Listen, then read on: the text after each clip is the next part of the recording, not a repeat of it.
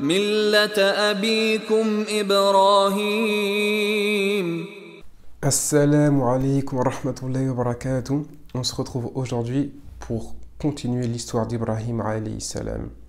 On reprend du coup dans la sourate Al-Anbiya avec la ayah numéro 51 que je n'ai pas expliqué dans la vidéo précédente où Allah dit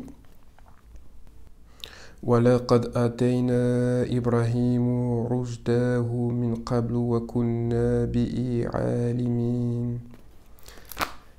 Et certes, sans aucun doute, nous avons donné bien avant à Ibrahim la droiture.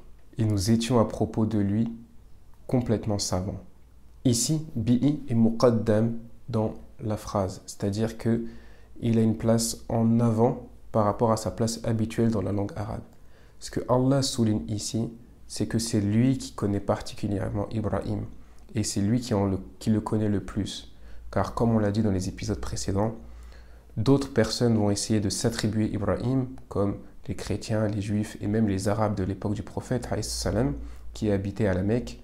Et il dit ici, Allah, qu'au final, seul lui le connaît vraiment et que ce qu'il raconte sur lui est mélangé avec du faux.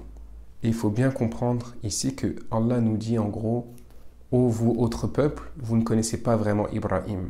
Et c'est ce que le Coran n'arrête pas de faire. Il réclame des histoires qui existent déjà, notamment dans la Torah et la Bible, en disant qu'il rectifie les erreurs et les injustices qui ont été rajoutées dans les histoires et qu'il raconte de manière véridique les histoires de ses prophètes et de ses pieux. Donc, on se retrouvait la dernière fois avec le moment où Ibrahim alayhi salam parle avec son peuple et son peuple lui répond qu'ils ne font que suivre justement leurs ancêtres. Et on disait qu'il faut faire attention à ne pas placer notre culture, car nous venons tous d'une culture, d'une famille, d'une manière de vivre. On ne doit pas placer cette culture au-dessus de la révélation. La culture ne doit pas non plus disparaître. On a chacun notre culture et c'est une richesse. Comme Allah dit, certes nous vous avons créé en peuple et en tribu pour que vous vous connaissiez. Donc cela est une richesse. L'islam est justement venu pour apporter les bonnes croyances et retirer ce qui est dans chaque culture est mauvais et injuste. Car dans chaque culture, il y a des choses qui sont bonnes, il y a des choses qui n'ont pas d'impact, qui sont autorisées, et il y a des choses qui contredisent l'islam. Justement, l'islam vient nous dire qu'on peut garder notre culture, mais qu'on doit en retirer les parties qui sont injustes et mauvaises. Et donc, il faut faire attention à ne pas mettre sa culture, le nationalisme notamment, l'amour de son pays, au-dessus de la religion. Ibrahim va répondre à cet argument que donne son peuple en disant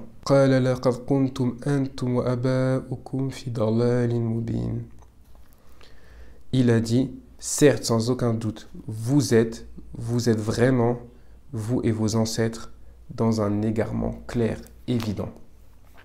Ici, l'attaque d'Ibrahim est très puissante. Il utilise le mot laqad, qui veut dire certes sans aucun doute. Donc appuie sur l'affirmation. Il dit antum et kuntum, qui appuie encore une fois, car antum veut dire vous et kuntum veut dire vous étiez. Donc il y a une répétition, une sorte d'acquisition pour dire vous, encore une fois pour appuyer sur sa phrase. Vous êtes vous et vos ancêtres dans un égarement. Et il utilise mubin, clair, évident, qui rajoute dans l'agression, dans l'agressivité qu'a Ibrahim de parler, car si c'est clair que les gens sont perdus et égarés, pourquoi ils n'en sortent pas? C'est comme si je dis à quelqu'un qu'il a fait une faute évidente qui était donc facile à éviter. Donc d'une certaine manière, il y a un ton agressif dans la manière qu'a Ibrahim de parler à son peuple. Mais pourtant, c'est ce même Ibrahim qui va invoquer pour que les gens adorent un Dieu unique. C'est ce même Ibrahim qui dit à son père que même s'il le rejette, il va demander pardon. Alors, pourquoi cette différence d'agressivité, cette différence de comportement? Parce que Ibrahim ne laisse pas passer l'injustice envers Allah. Car un musulman, un croyant ne laisse pas passer l'injustice, et encore moins quand elle est faite envers Allah. Ce que critique ici Ibrahim, c'est leurs croyances, leurs idées. car Ibrahim veut le bien pour tout le monde et donc il se rend agressif contre le faux, contre l'injustice et contre les fausses croyances. Et donc, il faut bien comprendre que Ibrahim, à ce moment de l'histoire, est encore jeune, est un jeune garçon. Et donc, les gens et son peuple ne vont pas le prendre sérieusement et vont d'une certaine manière lui mettre un coup de pression. On va voir comment avec cette réponse. قالوا أجئتنا بالحق أم أنت من اللاعبين. Ils ont dit, est-ce que tu es venu à nous avec la vérité ou tu es un blagueur, ou tu joues, ou tu rigoles. Et donc ici, on comprend plusieurs choses avec la balagha, la manière dont la phrase est tournée. La balagha, dans la langue arabe, est l'étude de comment la phrase est tournée pour donner un impact en plus, pour donner des sens en plus que juste le sens littéraire.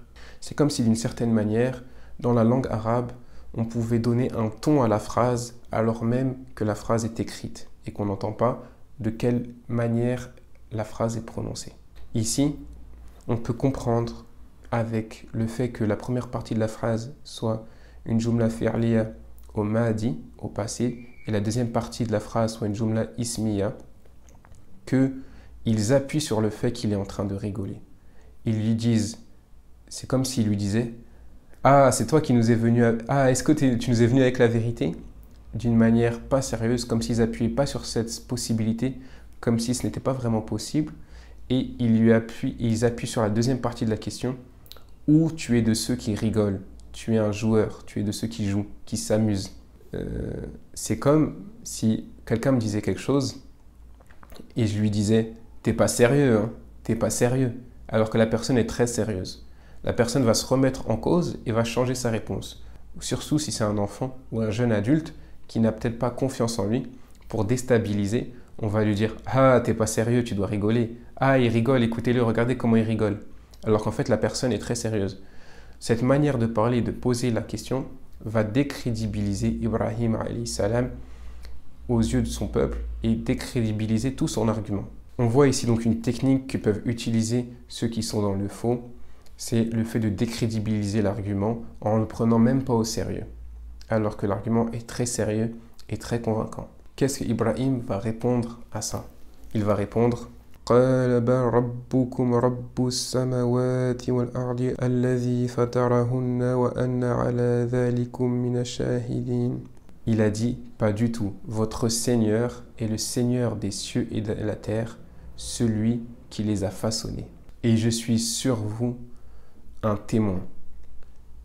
Donc ici, Ibrahim répond de manière sérieuse et dit qu'il témoigne contre eux. Alors ici, le fait qu'ils soient un témoin contre eux a plusieurs sens. Il peut signifier qu'au jour du jugement, il sera un témoin contre eux, ou que ce qu'il vient de faire est un témoignage contre eux, qu'il a essayé de les guider, de leur rappeler la vérité, et qu'ils s'en sont détournés. Mais on voit ici qu'Ibrahim n'a pas eu peur des conséquences et d'une sorte de coup de pression, entre guillemets, qu'il a reçu pour dire qu'il était en train de jouer, qu'il n'était pas sérieux. Il est resté sur ses positions, il est resté ferme. Pour la phrase suivante, on ne sait pas s'il le dit en face de son peuple ou derrière eux, mais il dit وَتَاللَّهِ لَأَكِيدَنَّ أَصْنَامَكُمْ بَعْدَ أَن تُوَلُّوا مُدْبِرِينَ. Et par Allah, certes, je ruserai contre vous une fois que vous aurez tourné le dos, une fois que vous serez parti, une fois que vous serez retourné. Donc soit, après cette discussion, Ibrahim est parti et a dit ça de son côté, soit il leur a dit en face et ils ne l'ont pas pris au sérieux car c'est un enfant ou un jeune adulte.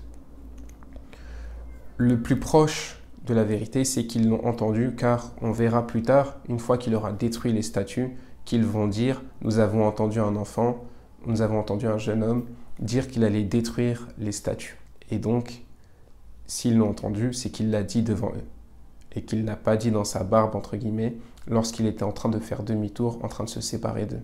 On voit encore une fois la haine et la colère d'Ibrahim contre les fausses divinités, la fausse croyance et ce qui amène les êtres humains à la perte. Cet épisode a pour leçon principale pour chacun d'entre nous d'expérimenter et de comprendre la haine d'Ibrahim contre le faux, contre l'injustice envers le droit d'Allah. D'habitude, Ibrahim, le prophète si doux, si gentil, a une colère qui monte en lui quand il s'agit du shirk, quand il s'agit d'associer à Allah une autre divinité. Tout ce qui est placé à côté d'Allah, que ce soit une culture, des idées, des idéologies, des statuts ou n'importe quoi, le musulman doit le détester et le rejeter. Et c'est comme ça que nous suivrons notre exemple.